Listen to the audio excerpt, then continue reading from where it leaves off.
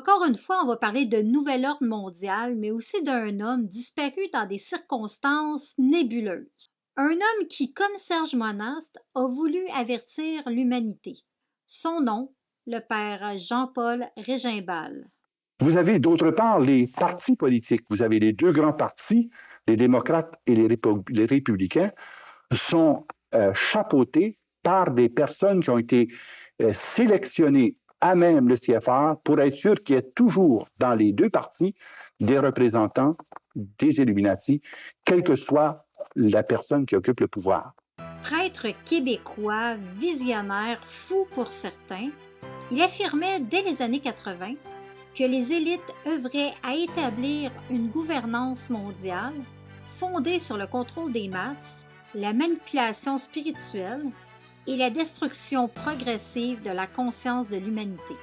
On l'a ignoré, on l'a ridiculisé, puis, comme Serge Monast, on l'a fait taire. Aujourd'hui, tout ce qu'il craignait et ce dont il parlait semble se mettre en place, exactement comme il l'avait annoncé. Alors, qui est vraiment le père Régimbal? Qu'a-t-il découvert et pourquoi son nom a-t-il été effacé de la mémoire collective? Reste jusqu'à la fin car chaque détail compte. Cette vidéo est la première partie d'une série de 2 volets. Et ce que tu vas entendre ici pourrait bien bouleverser ta vision du monde. En tant que gens avertis et éveillés, nous nous devons de faire circuler l'information. Exactement pour que ces hommes ne soient pas morts en vain. Alors, je te demande de partager cette vidéo-là si naturellement elle résonne avec toi partout où il te sera possible de le faire. Abonne-toi, active la cloche et prépare-toi. On entre maintenant dans l'univers du père Régimbald. Né le 4 juillet 1931 à North Bay, en Ontario, il entre très jeune dans l'ordre des Trinitaires le 8 septembre 1948. Un homme de foi, passionné, charismatique et surtout profondément habité par une soif de vérité. Pendant des années, il se dévoue corps et âme à l'enseignement spirituel, à la prière et à la transmission du message chrétien. Il fonde à Granby un centre de ressourcement, anime des retraites et devient une figure respectée du renouveau charismatique au Québec. Mais au fil du temps, quelque chose change. Derrière la lumière de la foi, il commence à percevoir une ombre qui commence à s'étendre sur le monde. Dans ses conférences, ses écrits, il dénonce l'existence d'un plan mondial de domination, qu'il appelle déjà dans les années 70 et 80 le nouvel ordre mondial. Il parle du contrôle des masses, de la manipulation spirituelle et de l'avènement d'un futur où l'homme perdrait son âme au profit de la machine. Ses propos deviennent rapidement controversés, car le père Régimbal ne se contente pas de dénoncer les dérives culturelles et politiques. Il va beaucoup plus loin. Il affirme que les Illuminati auraient infiltré les plus hautes sphères du Vatican, pervertissant l'esprit de l'Église pour la plier à une gouvernance mondiale déguisée en mission divine. Pour lui, cette infiltration s'opère de l'intérieur, sous couvert de paix universelle et de progrès technologique. Des thèmes qui, selon lui, cachaient une entreprise spirituelle visant à remplacer la foi par une religion unique, celle du contrôle absolu de Lucifer sur Terre. Ces paroles, prononcées par un prêtre, dérangent. Très vite, le Vatican le surveille. Certains le traitent d'hérétique et d'autres de fou. Mais beaucoup le voient comme un homme courageux, un visionnaire, prêt à sacrifier sa réputation pour dire ce qu'il croyait être la vérité. Dans les années 80, on le voit régulièrement à la télévision communautaire québécoise. Un média alternatif quand même bien suivi, loin du narratif établi de la télévision d'État. Ces chaînes locales offraient une tribune aux penseurs, aux mystiques et à ceux que l'on disait hors du système. C'est là qu'il rejoint Serge Monast, journaliste et essayiste indépendant, avec qui il partage le même combat. Révéler l'envers du décor, les mécanismes invisibles qui façonnent le monde moderne. Mais plus Régimbal parle, plus il dérange. En 1988, il meurt à Granby à seulement 57 ans. Les circonstances exactes de son décès jamais vraiment éclaircie, voire même introuvable. Il serait mort de maladie, mais rien n'est précisé, ce qui laisse plusieurs croire qu'on l'aurait fait taire. Aujourd'hui, ces paroles, comme celles de Serge Monas, résonnent comme des paroles prophétiques. Car beaucoup de ce qu'il annonçait il y a plus de 40 ans semble se réaliser sous nos yeux. Le père Gimbal expliquait que dans les loges maçonniques, il y avait des gens qui, une fois devenus chrétiens, devaient carrément déballer tous leurs petits secrets, quels rituels ils avaient pratiqués et qui, selon eux, dans l'Église, étaient impliqués. Le père Gimbal parlait aussi de la musique rock, qu'il voyait comme un outil d'influence utilisé par des groupes occultes comme Wicca, une branche qu'il associait directement aux Illuminati. Il montrait même le dollar américain avec ses symboles et il disait « Regardez, c'est là aussi ». Bref, tout ça pour dire que vous allez découvrir des archives où il explique tout ça à sa manière. Et c'est aussi troublant que fascinant. Un peu plus tard, de personnes qui étaient dans les loges maçonniques à des niveaux assez élevés, 15e, 18e, 20e degré. Et vous savez, lorsqu'on accueille ces personnes à la fois, ils doivent non seulement répudier leur affiliation, mais ils doivent aussi décrire quels sont les rites d'initiation à chacune des étapes où ils ont été initiés. Et en plus, ils doivent dévoiler le nom des personnes qui, soient membres du clergé ou membres de l'Église catholique, qui font partie de leur loge. Pourquoi doivent-ils faire ces révélations-là? Bien, c'est parce que c'est pour deux raisons. D'abord, parce que c'est une question d'intégrité de la confession, et parce qu'il y a une excommunication ipso facto pour les personnes en cause, et que forcément, cela permet à l'Église de pouvoir se prémunir elle-même contre une infiltration éventuelle de la franc-maçonnerie dans ses propres rangs. La raison la plus immédiate pour laquelle j'ai dû m'occuper de cette étude, c'est d'abord la question de la musique rock. J'ai pu constater en faisant l'étude de la musique rock que le tout était financé par Wicca, qui est le Witches International Crafts and Conjuration Arts. Et à ma grande surprise, Wicca était simplement une filiale, une sous-division de ce que j'ai appris plus tard être les Illuminati. Et ensuite, devant la situation très aiguë de l'économie mondiale, je me suis mis à étudier le pourquoi et le comment de la crise dans laquelle on vivait, parce qu'après tout, nous ne pouvons pas rester insensibles à la situation des familles qui, du jour au lendemain, perdent tout ce qu'ils ont, qui se retrouvent sans maison, sans travail, sans logis, sans ressources. Et alors, on arrive toujours à la même conclusion que les mêmes organismes sont agissant de façon convergente pour provoquer ces situations de façon complètement artificielle. Je suis un enfant de la crise, je suis en 1931. Et on nous disait à l'époque, quand j'avais 7-8 ans, que jamais plus le monde connaîtrait de crise semblable parce qu'on avait pris les moyens efficaces pour ne jamais retomber dans ces filets. Et tout est résumé dans une chose aussi simple que le dollar américain. Si bizarre que cela puisse sembler. Alors, ce dollar américain, évidemment, j'aimerais qu'on prenne un close-up de ce premier segment du médaillon que l'on nous fait croire être véritablement le sceau des États-Unis. Alors que le sceau des États-Unis apparaît ici dans le second segment, et si on pouvait grandir à l'écran cette image, on se rendrait compte que le sceau américain comprend bien sûr l'aigle et les 13 flèches qui représentent les 13 États confédérés, mais sans les 13 étoiles qui sont au-dessus de la tête de l'aigle. En faisant des recherches là-dessus, je me suis rendu compte, et la recherche a été faite notamment dans le domaine particulier de cette fondation des Illuminati, par un Canadien, William Guy Carr, qui était relié au service d'intelligence de l'armée canadienne, et qui a clairement mis en évidence dans ce livre, Pawns in the Game, la véritable histoire de ce sceau pseudo-américain sur le dollar américain. En réalité, c'est le sceau des Illuminati. Les Illuminati ne sont pas autre chose qu'une secte qui, à l'intérieur de la franc-maçonnerie, exerce au plus haut niveau le culte de la lumière qui leur vient non pas de Dieu, Père, Fils et Esprit Saint, mais qui leur vient de Lucifer, le porteur de lumière.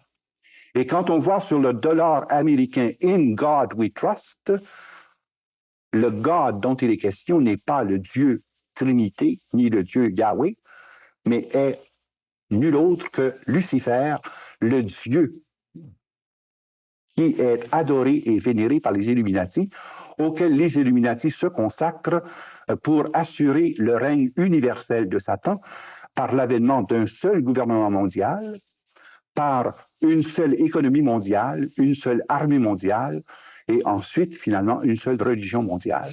Voilà l'ampleur de ce que l'illuminatisme représente. Et ça, c'est la définition que vous donnez à l'Illuminati? La définition est encore plus précise que ceci, et vous trouverez la définition aussi bien dans Pawns in the Game que vous la trouverez dans cet autre ouvrage qui s'appelle Red Fog over America.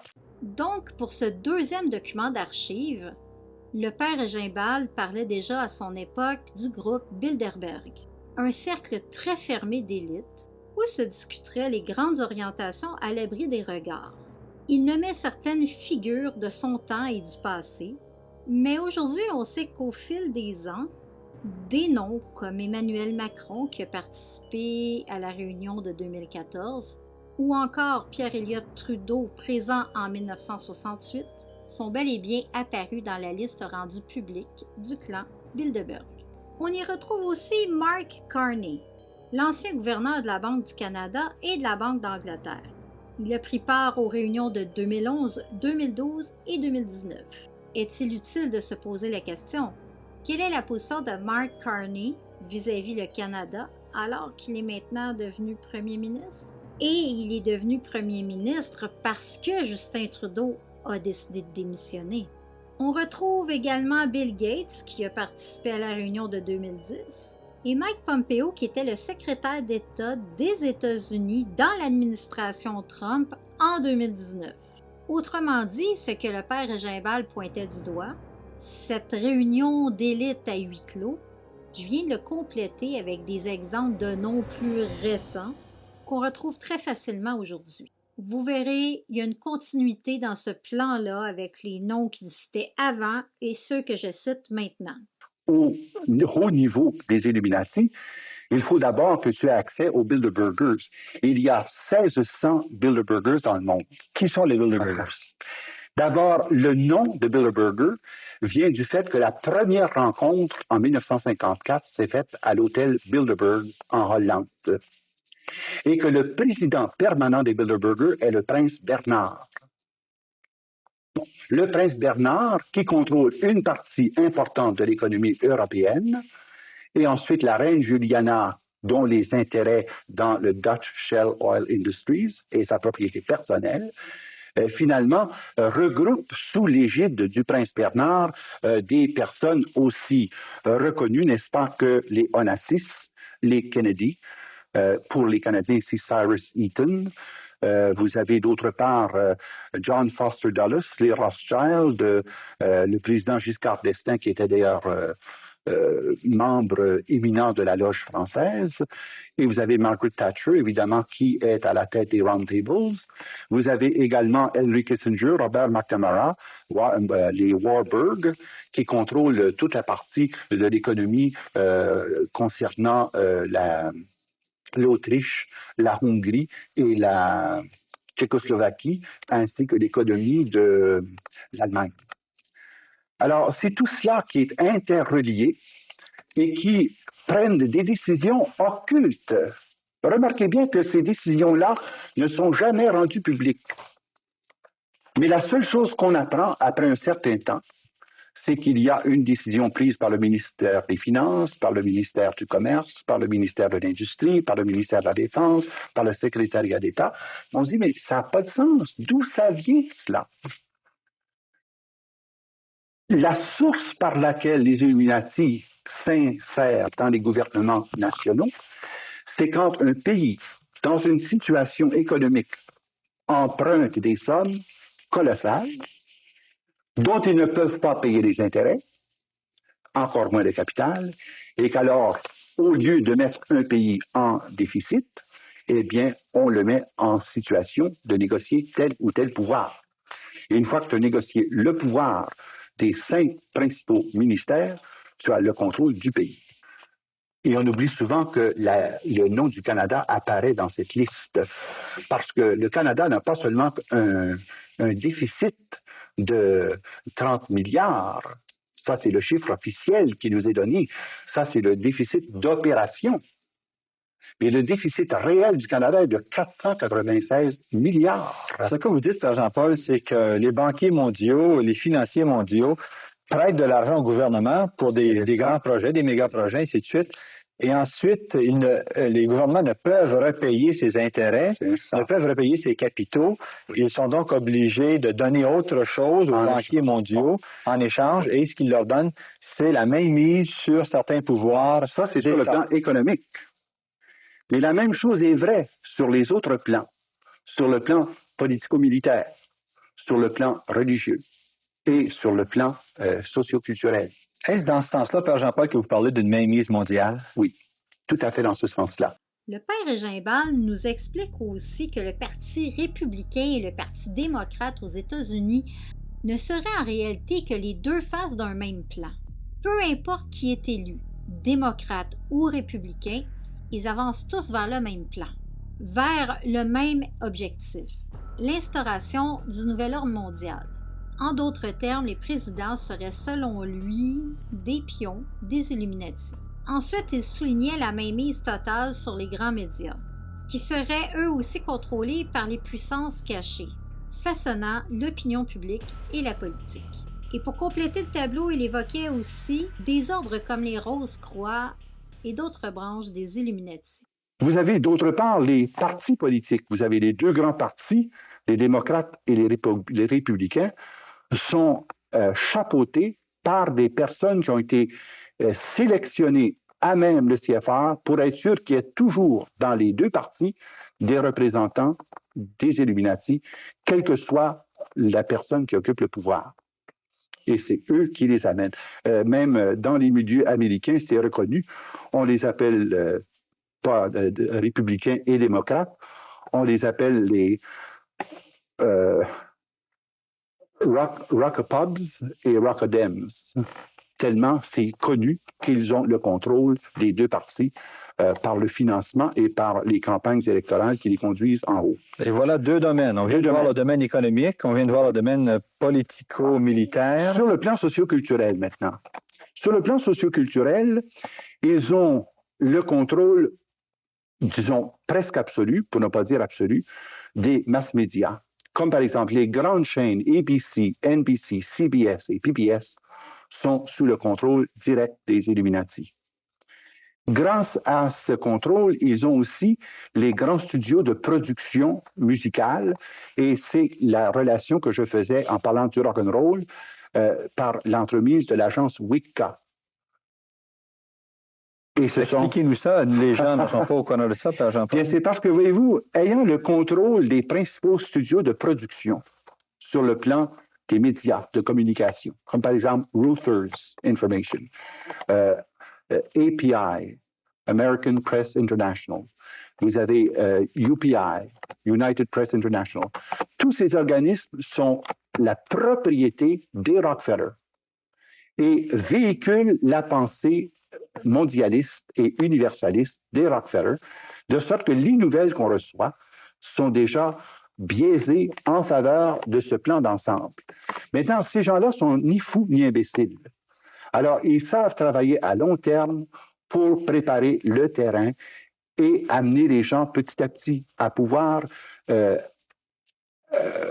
recevoir de façon, eux autres ils disent by conquest or consent, recevoir par voie de conquête ou par voie de consentement les enseignements des illuminatistes. Et ensuite, dans le domaine des fondations, ça c'est encore une façon dont ils se servent pour contrôler des secteurs importants, de la recherche médicale, par exemple, de la recherche des arts, le théâtre. Les fondations, notamment les 4 fondations Rockefeller, les 5 fondations Carnegie, le Ford Foundation, Casey Foundation, Guggenheim Foundation, sont toutes sous le contrôle des Illuminati et qui sont régies par John D. Rockefeller III, le petit-fils de John Rockefeller. Mais vous dites que ces fondations-là ont comme but la domination des États-Unis. Oui. Dans quel sens? Pas seulement des États-Unis, de tous ceux qui relèvent de l'influence des arts américains. Donc le cinéma, le théâtre, la littérature, et ils ont avancé des milliards en dollars pour promouvoir, comme par exemple dans le cas de la musique rock, eh bien, c'est des millions de dollars, des milliards de dollars dont il est question. Mais c'est la même chose dans le domaine de la fondation sur la recherche médicale, où la pensée de cette recherche médicale est fondée sur une notion matérialiste de l'homme, sur la notion d'efficacité de l'homme. Donc, on a favorisé la recherche sur les moyens de contrôle des naissances. On a favorisé les moyens aussi de pouvoir évaluer le rendement efficace de l'homme pour pouvoir retirer par voie d'eugénisme ou par voie d'euthanasie ceux qui ne sont pas conformes à l'objectif visé. Mais ce sont les fondations, et la raison pour laquelle ces fondations-là ont été établies, c'est pour se soustraire à la loi de l'impôt. Le revenu quotidien de l'Empire Rockefeller est de 3,4 milliards par jour, et ces gens-là ne payent pas un sou de taxes. Maintenant, sur le plan religieux, il y a plus que cela. Non seulement ils ont établi le culte satanique de façon légale, car il y a 7 églises sataniques aux États-Unis qui ont une reconnaissance légale par charte, sans but lucratif. 7 églises sataniques. Et vous les avez ici. Notamment, vous avez l'église de Wicca, the Wicca Church of America, l'église de tous les mondes, le vestibule de l'arbre Aquarius. J'aimerais qu'on revienne là-dessus tout à l'heure, si tu veux bien. La fraternité satanique de l'Amérique, ça c'est l'église à laquelle appartenait Charles Manson. Et ensuite, vous avez l'église de Scientologie, l'unité, les étencards, l'église en marche vers le jugement. Et ce qui est connu aussi de façon mondiale, c'est les Rose-Croix. Les Rose-Croix constituent la branche religieuse de la franc-maçonnerie. Et à l'intérieur des Illuminati, les Rose-Croix constituent l'Église des 13 prêtres druides. Pour ce 4e segment, accrochez-vous bien. On va parler du Rainbow Movement, ce fameux mouvement arc-en-ciel dont le père Régimbald parlait déjà. Il ne se contentait pas d'évoquer un nouvel ordre mondial, il annonçait la naissance d'un nouvel ordre social. Ce mouvement arc-en-ciel qu'il dénonçait comme étant un symbole sombre, presque satanique à ses yeux, représentait selon lui une étape essentielle dans la transformation des valeurs humaines. Régimbald affirmait que l'on chercherait à unifier les peuples non plus par la foi mais par les symboles, par la manipulation des consciences sous couvert de la paix, par la tolérance et l'unité universelle.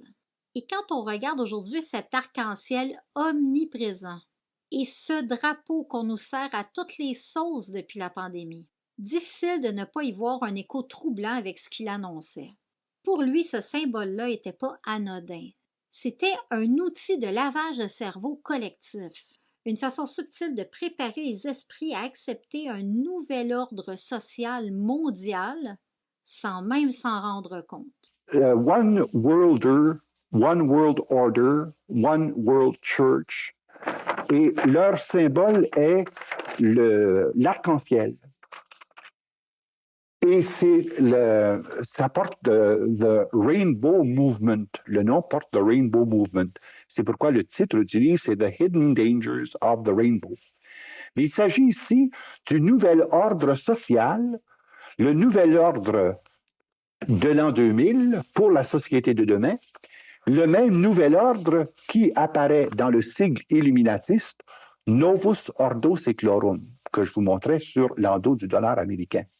C'est la manifestation de cet organisme qui agit de façon fort secrète, mais universelle, et qui parvient ainsi à déjà conditionner les milieux chrétiens, musulmans et juifs à rejeter toute notion de Dieu pour le remplacer par Lucifer. C'est à croire que ce groupe des Illuminati est à la fois très puissant et très dangereux. Et très secret. Et très secret, oui. Est-ce dire qu'ils ne peuvent être vaincus? Absolument pas. Même l'Apocalypse nous dit que pendant 3 ans et demi, le prince de ténèbres aura le contrôle mondial. Mais n'oublions pas que tant dans l'Évangile que dans les épîtres de Paul que dans l'Apocalypse, la victoire ultime, c'est le Seigneur Jésus, roi des rois, qui doit venir précisément restaurer et revigorer son Église dans la beauté primitive, sans tache ni ride ni rien de pareil. Son épouse est l'Église. Il la revendique, il la sauve, et même il la retirera de la tribulation pour qu'elle puisse ensuite venir, à l'heure de la parousie, exercer son rayonnement mondial. Je ne peux pas, d'aucune façon, céder au désespoir ou à la désespérance, parce que mon espérance est dans le Christ de Jésus. Pour cette 5e phase de notre documentaire, on va aborder un point encore plus central, la place des familles Rothschild et Rockefeller. Ce sont en quelque sorte les piliers tout en haut de la pyramide, ceux qui depuis des décennies influencent absolument toutes les sphères de nos vies. Le père Gimbal le disait clairement, ces familles-là sont pour lui les véritables chefs d'orchestre, les Illuminati en chef qui ont réussi à s'infiltrer partout. Dans ce segment, vous allez voir comment il expliquait, preuve à l'appui, la manière dont ces familles ont intégré tous les rouages de notre société. Accrochez-vous, parce qu'on entre vraiment dans les coulisses du pouvoir.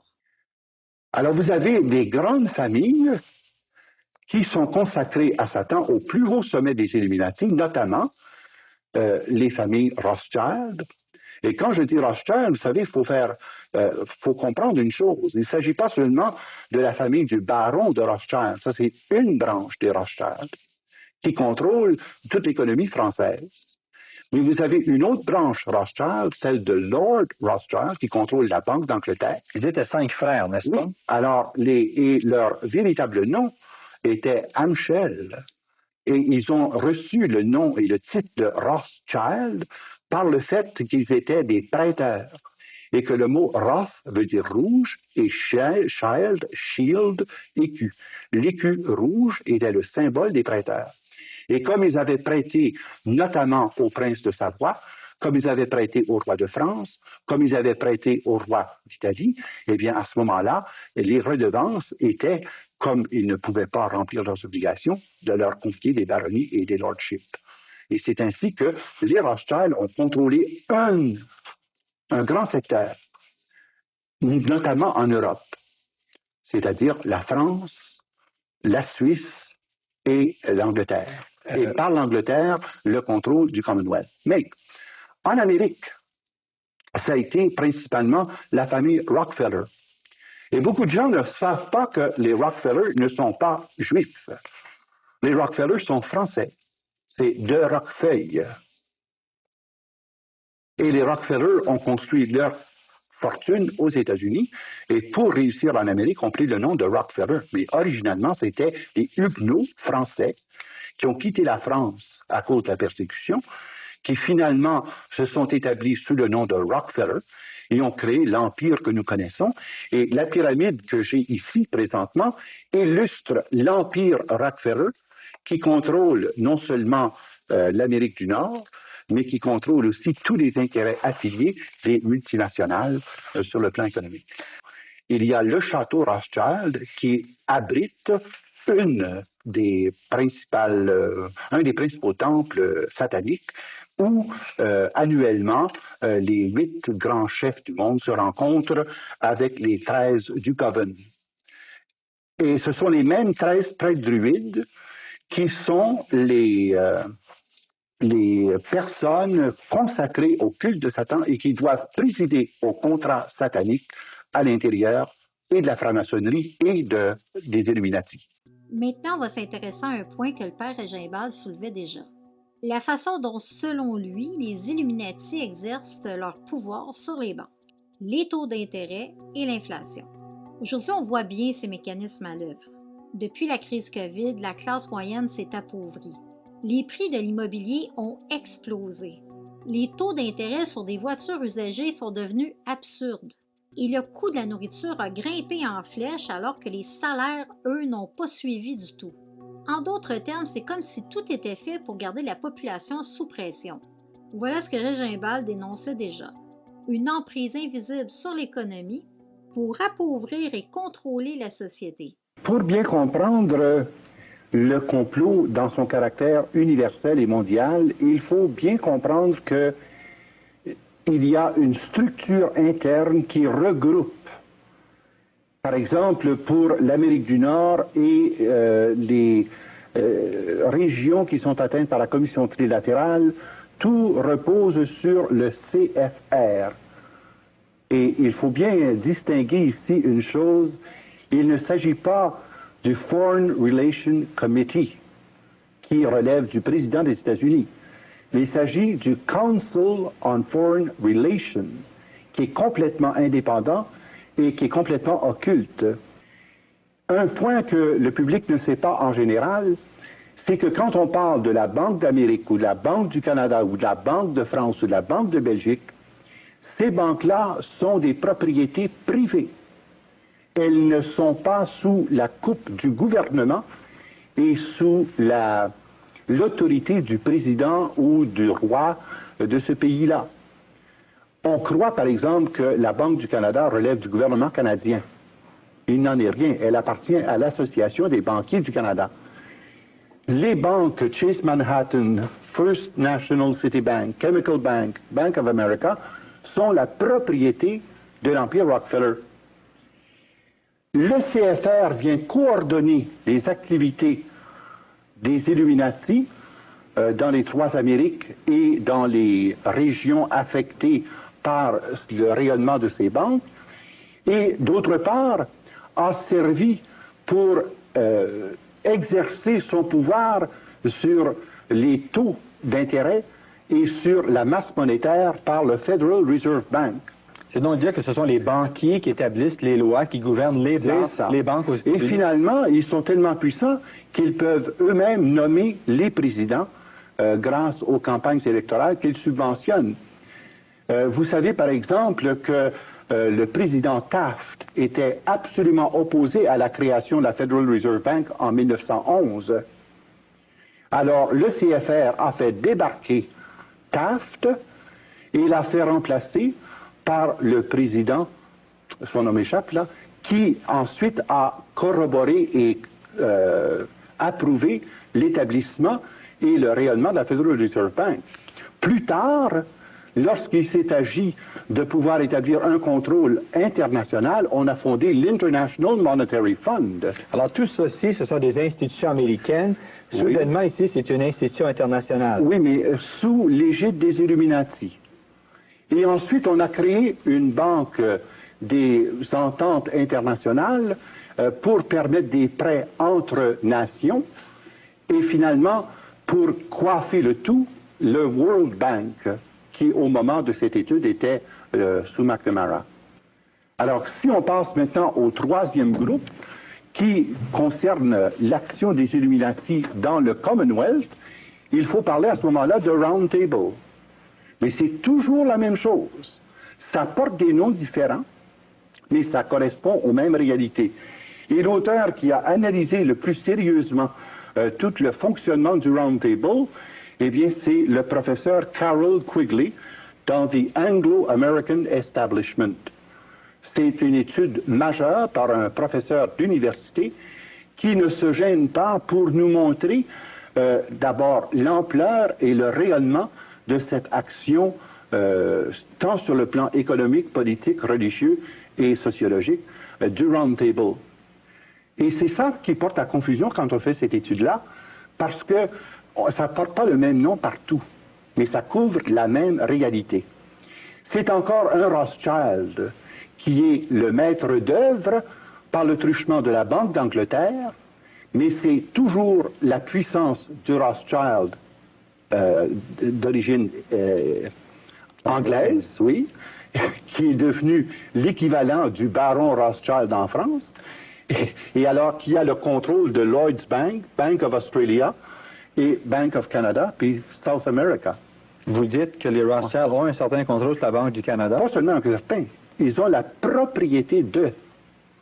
Et c'est ça qui est inquiétant parce que, on pourra le voir dans les explications qui viendront, que finalement, ce sont eux qui établissent de façon pratiquement unilatérale et les taux d'intérêt et la fluctuation des prêts et des capacités d'emprunt et qui peuvent paralyser un pays ou monter un pays selon les décisions unanimes des 13 grands chefs du Coven.